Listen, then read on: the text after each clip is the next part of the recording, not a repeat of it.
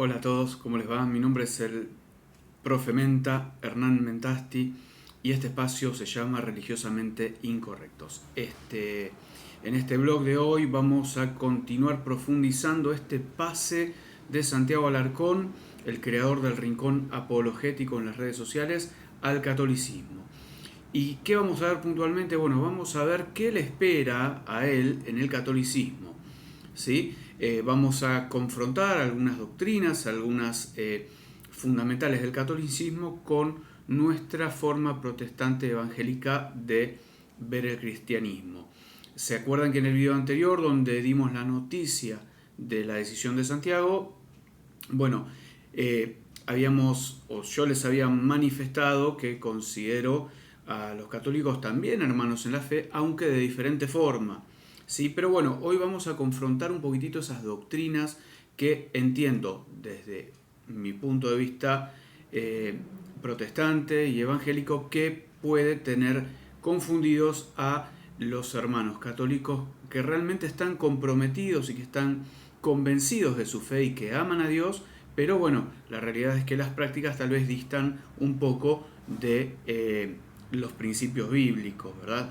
Y que son producto de tradiciones, de liturgia, ¿sí?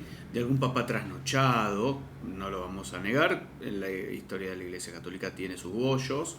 Así que bueno, voy a tratar de hacer este video lo más cortito posible. Esta va a ser una primera parte, tengo muchas partes más.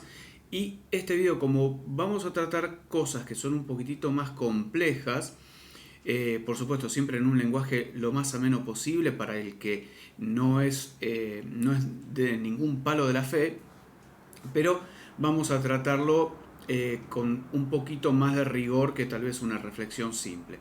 Entonces lo que yo te quiero pedir disculpas de antemano si vos me ves bajar la vista, es que este video va a estar un poquito guionado justamente por la naturaleza de estas reflexiones, ¿sí?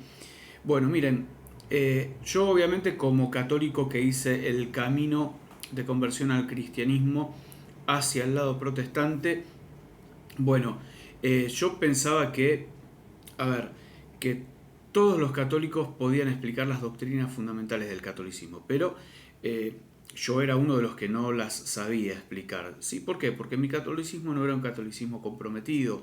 O sea, yo era católico, ¿por qué? Porque iba a un colegio católico desde primer grado hasta quinto año del secundario y había tenido catequesis y tuve distintos momentos de acercamiento a la fe, pero nunca tuve una práctica comprometida más allá de las misas a las cuales el colegio nos llevaba o sea, durante clases con cierta frecuencia, o en la adolescencia que teníamos distintos grupos juveniles en los cuales la excusa era juntarnos, pero también teníamos un poco de reflexión bíblica o de las doctrinas del catolicismo. Eh, pero bueno, la realidad es que a lo largo de mi experiencia, por lo menos yo he detectado que hay dos tipos de católicos. El católico de la mayoría, el que dice sí, yo soy católico, pero en realidad le preguntás qué es la transubstanciación, perdón por lo trabado de la palabra, y se quedan mirando, que no saben explicártelo, o por ejemplo la doctrina de la Inmaculada Concepción de María, y también obviamente no saben cómo explicártelo a un nivel más profundo o teológico. Lo que sí hay que reconocer una virtud, que por ahí el que lo sabe explicar con dos o tres palabras muy simples y muy sencillas te dice lo que es. Sí, o sea, no necesitan un grado teológico ni un estudio filosófico avanzado como para poder definírtelo. Pero bueno, yo era uno de esos que no sabía explicar muy bien esas doctrinas.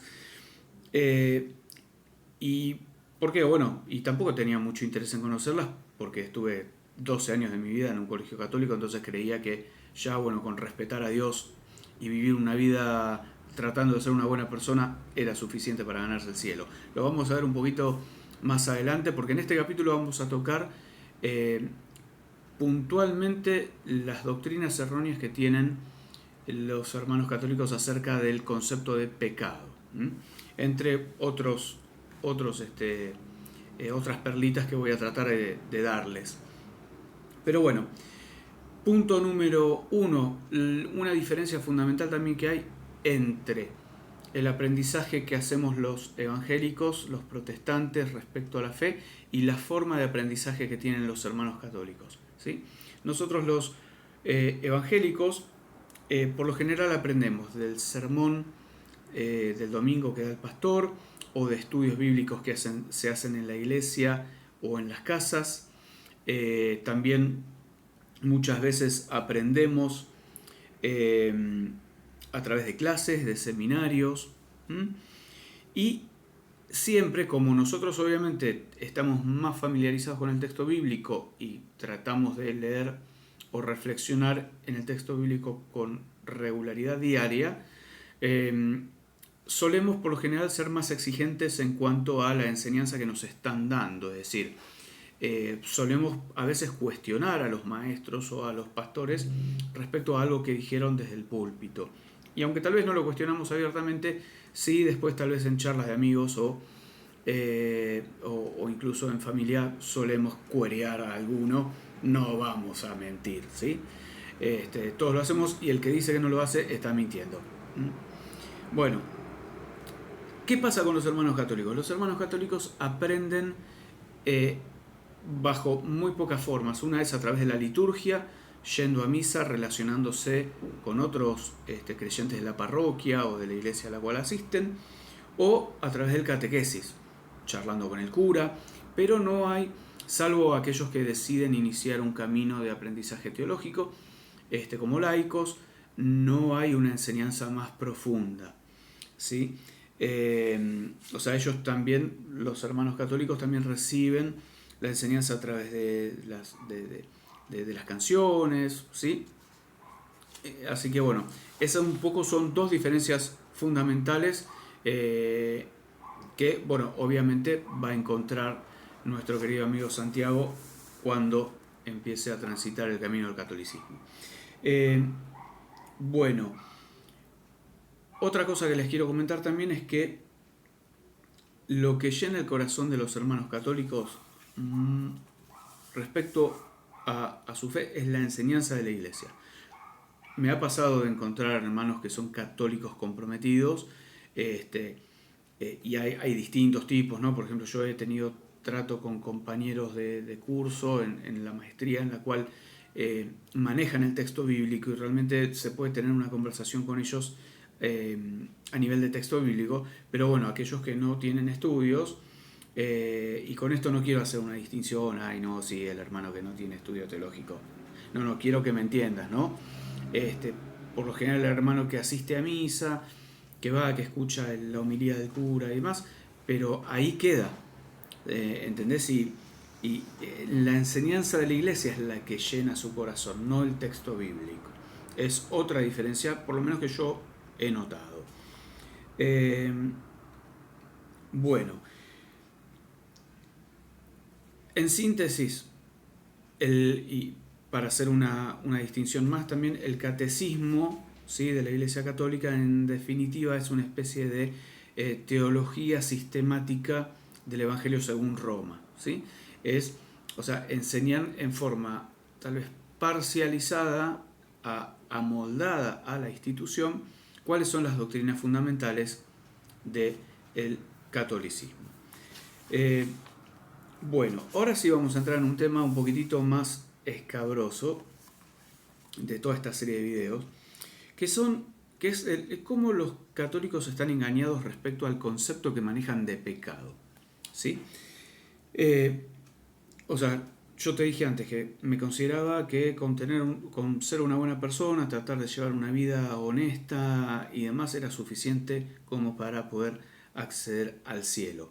Cada tanto por ahí mi conciencia me molestaría, haciéndome sentir culpable por algún error en particular, pero la idea de ser una persona pecadora que ofendía a Dios era, y como que era merecedora de un castigo eterno, no estaba conceptualizada en mi manera de pensar, ¿sí? Entonces, bueno, ¿qué lleva al hermano católico a pensar de esta forma? Bueno, esa limpieza sacramental que hacen del pecado, ¿sí?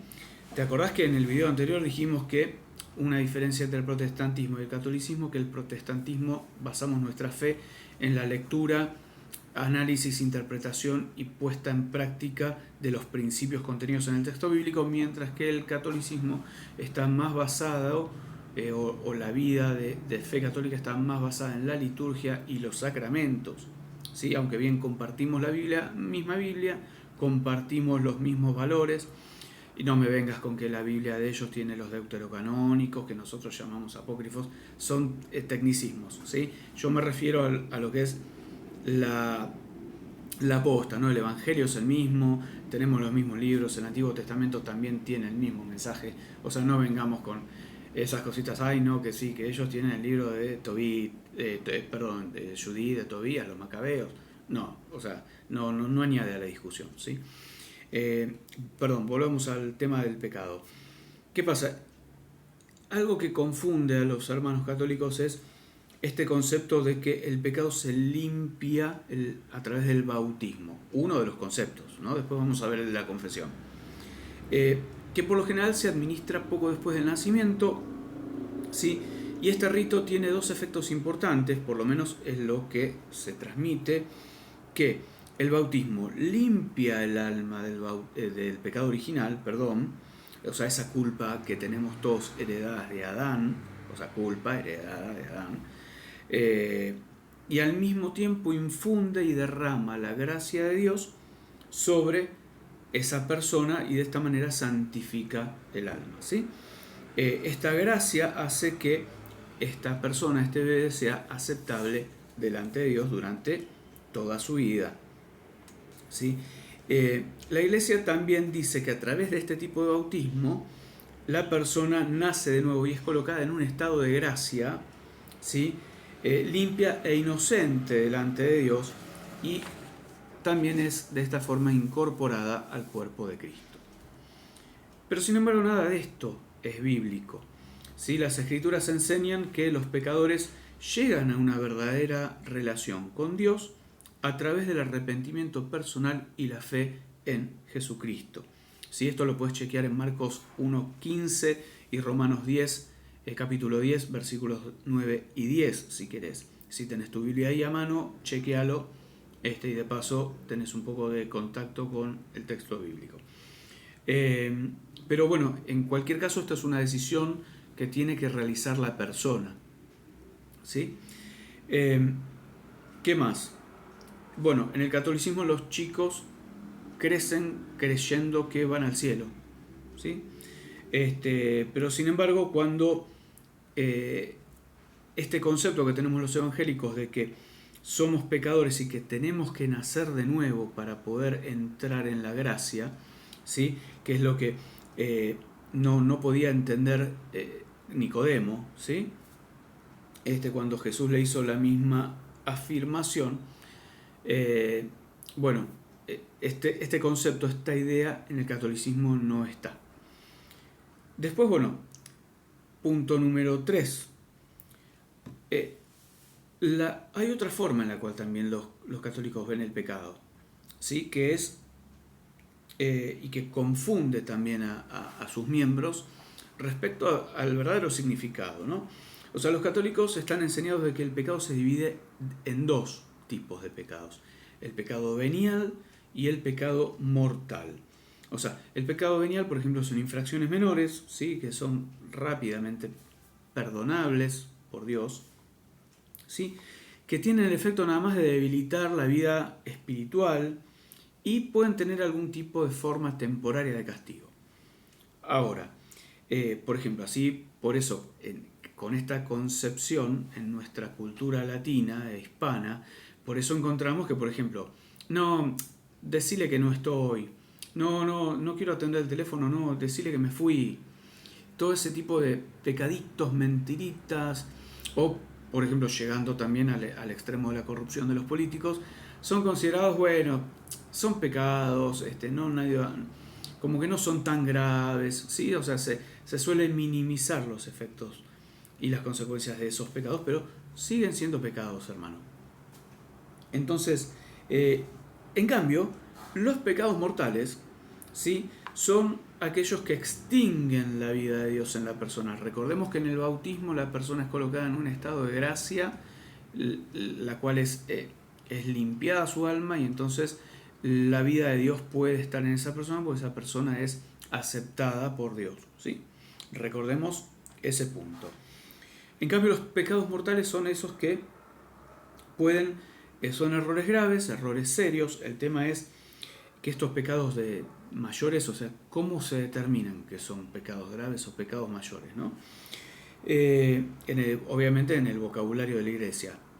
Además de ser un pecado grave, la persona tiene que estar consciente de que cometió una acción grave y además debe voluntariamente tomar la decisión de desobedecer a Dios para que ese pecado sea considerado grave y, en definitiva, obviamente, aunque Dios le da la conciencia de poder resistir esa tentación, bueno, si la persona cumple los 3 requisitos es como que va derechito al infierno, ¿sí?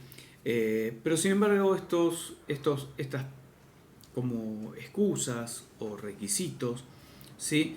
Es una forma nada más de racionalizar el pecado, ¿sí? Tratar de minimizar los efectos de algunas acciones, ¿sí? Por ejemplo, en la concepción de algunos católicos, por ejemplo, el emborracharse y después tener una noche de lujuria con una pareja ocasional, ¿sí? Es solo un pecado venial. O sea, es como un pecadito, que no pasa nada, ¿sí? Te arrepentís, le confesás al cura y ya está, ¿no? Cuando, bueno, en realidad, en términos bíblicos, es alto pecado. Bueno, ¿qué te quiero decir con esto? O sea que, mira, vamos a Romanos 6:23, que justamente lo tengo anotado acá. Dice, la paga del pecado es muerte, ¿sí? Las escrituras advierten, ¿sí? Que, por ejemplo, en el ejemplo que di recién, que los fornicarios adúlteros no entrarán al reino de Dios si se engañan a sí mismos con esto, ¿no? O sea, me refiero a quienes continúan practicando el pecado en forma desenfrenada, ¿no? Pero bueno, esto puede llegar a ser muy chocante si uno lo habla con un hermano que está en la fe católica. Bueno, continuemos. Se está haciendo un poquito largo el video. Gracias por estar escuchando si es que todavía estás ahí. Mira, te voy a tirar otro versículo más que afirma o reafirma un poco lo que estamos hablando. Dice que en Romanos 3:23, que por cuanto todos pecaron y están destituidos de la gloria de Dios. Si vos estás familiarizado con la Biblia, seguramente este versículo lo conoces de memoria, ¿sí? Pero para que te des cuenta, el versículo que te mencioné antes y son totalmente incompatibles con el concepto que tiene la Iglesia Católica acerca del pecado, ¿sí? ¿Esto a qué nos lleva? Esto nos lleva a que el catolicismo romano o la doctrina católica romana, ¿sí? Lo que hace es desvirtuar y desviar a la gente, ¿sí? En cuanto a la magnitud del pecado. Es decir, la Iglesia dice que cuando una persona comete un pecado venial o mortal, acumula castigo temporal que debe ser pagado, ya sea acá en la tierra o en un purgatorio, ¿sí?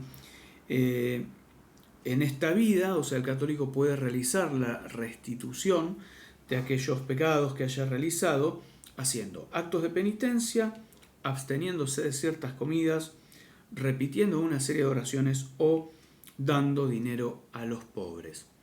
Esto obviamente, como en el caso, digamos, o sea, cuando digo hacer las oraciones, nos remite al sacramento de la confesión, en el cual el sacerdote asigna un acto de penitencia al creyente que está confesando su pecado. En cualquier caso, el resultado es el mismo. Los católicos quedan convencidos de que el pecado no es algo serio porque dicen, bueno, voy, hablo con el cura, 10 minutos, rezo un par de oraciones, 3 Padres Nuestros, 4 Ave María y listo, salgo limpito, me voy de la iglesia feliz y contento, ¿no? O sea, estos actos de penitencia, a lo que voy es que también dejan confundidos a los católicos en cuanto a la particularidad y los sufrimientos de Cristo en la cruz. No solo por este tratamiento liviano en cuanto al perdón de los pecados, sino que, por ejemplo, miren, el grosso, creo que fue uno de mis papas preferidos, el Papa Juan Pablo II, en la encíclica Salvifici Doloris, decía que todos tenemos parte en la redención a través de nuestros sufrimientos. ¿Sí? ¿What? Y mirá que era uno de mis papas preferidos, Juan Pablo II, un grosso total, por lo menos en lo que fue su conducción de la Iglesia en aquella época plagada de comunismo, de Guerra Fría. Pero bueno, esto tal vez sería materia de otro video. Bueno, vamos a tratar un par de temas más y después voy a cerrar el video, ¿sí? Para poder continuar otro día con otros temas al respecto. Pero bueno, vamos a ver la confesión del pecado mediante rituales o mediante ritos, ¿sí? Para el que no lo conozca, yo ya lo mencioné antes cómo es. Vas al cura, tiene por lo general un lugar apartado dentro de la iglesia, que es una cabina, donde, bueno, muchas veces vos no ves al cura y el cura te escucha y te dice las oraciones o lo que tenés que repetir para sentirte libre de ese pecado que aqueja tu conciencia. Pero bueno, la realidad es que el problema con esta confesión ritual de los pecados es que el creyente no termina hablando con Dios sus propias palabras, ¿sí? Confesando su pecado, sino que repite algo que el cura le dice, una oración que ya está preestablecida, ¿sí? Pero esto lleva a que la persona, en realidad no saber si la persona realmente está con un genuino remordimiento o intención de cambiar. ¿Me explico? Porque es como que se puede hacer muy fácil, o sea, repito la fórmula que me dice el cura y ya está, ¿sí? Y estoy libre de culpa y cargo. Entonces, bueno, la persona se va de la iglesia pensando que está todo bien, cuando en realidad ni siquiera habló con Dios. Esto se llama acto de contrición en el lenguaje específico del catolicismo. A ver, para ir cerrando ya este video. Haber sido bautizado, haber recibido el sacramento de la confesión y repetir el acto de contrición, ¿sí? No son sustitutos, por lo menos en términos bíblicos, de sustituto del arrepentimiento y de confiar en Cristo, ¿sí? Para ser salvo. Dios desea un quebrantamiento interno de la persona cuando se reconoce pecadora, y no solamente una expresión externa. Sí, mira, te voy a citar un par de versículos sobre David, uno de los grosos héroes de la fe, a pesar de todos los defectos que tenía como ser humano, todos los errores y horrores que cometió. El reinado de David fue de hecho un reinado muy violento, cargado de mucha violencia. Pero sin embargo, David escribió en el Salmo 51, versículo 17, al corazón contrito y humillado no despreciarás tú, oh Dios. ¿Sí? Y esto lo escribió después de adulterar con Betsabé, después de planear la muerte del esposo de Betsabé para poder quedarse con ella, y lo hizo además una vez que el profeta Natán lo confrontó, porque no era que, uy, sí, me siento culpable, qué macana me mandé. No, o sea, tuvo que venir el profeta Natán de parte de Dios, confrontarlo, para que recién ahí se mueva al arrepentimiento. O sea, David, una vez abrumado por el peso de ese pecado, clama a Dios y le escribe, mira, escúchate esto, contra ti solo he pecado y he hecho lo malo delante de tus ojos, para que seas reconocido justo en tu palabra y tenido por puro en tu juicio. También en el Salmo 51, pero esta vez en el versículo 4. O sea, David permitió que la palabra de Dios juzgara lo más íntimo de su corazón y de su ser, ¿sí? Y cuando escribió acerca de la amonestación de Dios, en otro salmo, en el 38, escribió: porque tus saetas cayeron sobre mí, y sobre mí ha descendido tu mano. Para el que no maneja la traducción Reina Valera, las saetas son como las flechas, que se utilizaban obviamente en aquella época en los ambientes de guerra y conquista. Era uno de los tantos armamentos que había. Entonces, una vez que David se siente derrotado por su culpa personal, recién ahí confiesa su pecado directamente a Dios y le dice: mi pecado te declaré y no encubrí mi iniquidad. Dije: confesaré mis transgresiones al Señor, y tú perdonaste la maldad de mi pecado. Esto lo puedes encontrar en el Salmo 32, versículo 5. ¿Sí? A diferencia de David, la mayoría de los hermanos católicos piensan que sus pecados no tienen consecuencia eterna para el alma, ¿sí? Y por lo tanto lo tratan con más liviandad, como si no tuviera importancia. Esto es lo que te quiero transmitir, que es una de las diferencias entre, si bien, volvamos, ¿sí? Hay muchos hermanos católicos que son creyentes fervientes, que son buscadores genuinos de Dios, ¿sí? Pero están confundidos por estas doctrinas que no son bíblicas, ¿sí? El tema de la confesión del pecado, el acto de contrición, la remisión de los pecados que hace el cura, ¿sí? Son todas tradiciones que vinieron como a empantanar o embarrar un poco la cancha, ¿sí? A sacarle un poco de luz al cristianismo, en especial a partir del medioevo. Ahora, no sé si alguna vez viste, si yo alguna vez he visto o me han contado de mea culpa, le acabo de pegar al micrófono, espero no haberte roto el oído. Personas que se golpean el pecho diciendo por mi culpa, ¿sí? Pero bueno, la realidad es que eso lo enseña la liturgia, pero fíjate lo que dice Lucas 18, versículos 10 al 14, y con esto cerramos para que veas la importancia que tiene para Dios el arrepentimiento de corazón y no el cumplimiento de un rito para que vos, digamos, te sientas con menos peso en tu conciencia, ¿no? Mira, dice: 2 hombres subieron al templo a orar, uno era fariseo y el otro publicano.